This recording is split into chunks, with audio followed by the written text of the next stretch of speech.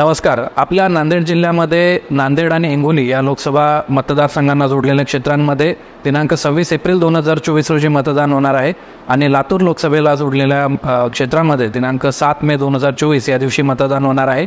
मतदान ओळखपत्र किंवा एपिक कार्ड हे जर आपल्याकडे नसेल तर त्याला 12 वेगवेगळे पर्यायसुद्धा माननीय भारत निवडणूक आयोगाने दिलेले आहेत.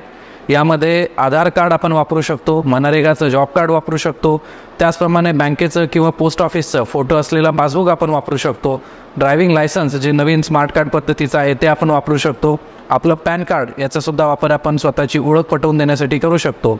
त्याचप्रमाणे जर आपला भारत सरकारचा पासपोर्ट असेल त्याचासुद्धा वापर होऊ शकतो.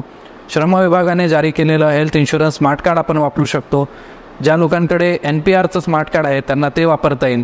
शासकीय अधिकारी कर्मचारी यांच्यासाठी त्यांच्या शासकीय कार्यालयाचं आय कार्ड वापरता येईल.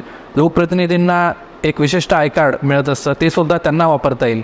पेन्शनर्स असतील त्यांना त्यांचं पेन्शनचं फोटो ID कार्ड वापरता येईल आणि याशिवाय जे दिव्यांग बांधव आहेत त्यांना त्यांचं UDID कार्ड वापरता येईल.